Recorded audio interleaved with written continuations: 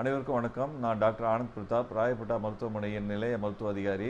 இப்போது கொரோனா தாக்குதலிருந்து அனைவரும் மீண்டு வருகிறோம். அதுக்காக நாம் மெத்தனமாக இருக்கக்கூடாது, ரொம்ப கேஷுவலாக இருக்கக்கூடாது.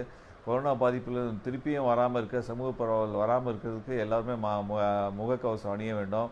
கையில் வெளியே போகும்போது, பொது இடத்துக்கு போகும்போது கையுறைகளை அணிந்து கொள்ளலாம். சானிடைசரை யூஸ் பண்ணிவிட்டு மற்ற பொருளை டச் பண்ணலாம். இல்லை கடைகளுக்கு போகும்போதோ பொருள்கள் வாங்கும்போதோ சானிடைசர் கையில் போட்டுட்டு அதுக்கப்புறமா நம்ம பொருள்களை வாங்கலாம். அப்புறம் வீட்டுக்கு வந்து சாப்பிடும்போது நல்லா சோப்பு போட்டு கையை கழுவிட்டு அதுக்கப்புறமா நம்ம சாப்பிட்டா அந்த வைரஸ் தொற்று வராது. வைரஸ் ஒருத்தர் இருமும் போதோ தும்மும் போதோ காற்று மூலம் பரவுது. ஆக்சுவலாக அந்த வைரஸ் ட்ராப்லெட் வந்து ஒரு ஒரு 1 மீட்டர் டிஸ்டன்ஸ் தான் வரும். அதுக்கு மேலே அது பறக்காது, கீழே விழுந்துடும். அது செயலிழந்து போயிடும். அதனால் இந்த 1 மீட்டர் டிஸ்டன்ஸ் நம்ம மெயின்டைன் பண்ணிட்டோம்னா ஒருத்தர்லேருந்து மற்றவங்களுக்கு பரவ வாய்ப்பு இல்லை, காற்று மூலம் பரவுறதுக்கு வாய்ப்பு இல்லை. அதனால் நல்லா குறைந்து கொண்டு வருகிறது. எல்லோரும் சமூக பரவலை தடுப்பதற்கு சமூக இடைவெளியை ஃபாலோ பண்ணி நம்ம முகக்கவசம் பண்ணினாலே போதும். இனிமேல் வரப்போகிற காலங்களில் சமூக தொற்று இல்லாமல் நம்ம பாதுகாத்து கொள்ளலாம்.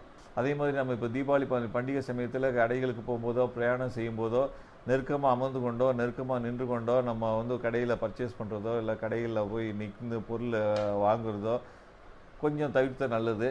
கூட்டம் இல்லாத கடைகள் போகலாம். கூட்டம் இருந்த சமயத்தில் கொஞ்சம் நின்று நிதானமாக கூட்டம் கலைஞ்சதுக்கப்புறமா நம்ம பொருளை வாங்கிட்டு வரலாம். அந்த சமூக இடைவெளியை ஃபாலோ பண்ணணுன்னா நமக்கு நோய் தொற்று வர்றதுக்கு வாய்ப்பு இல்லை.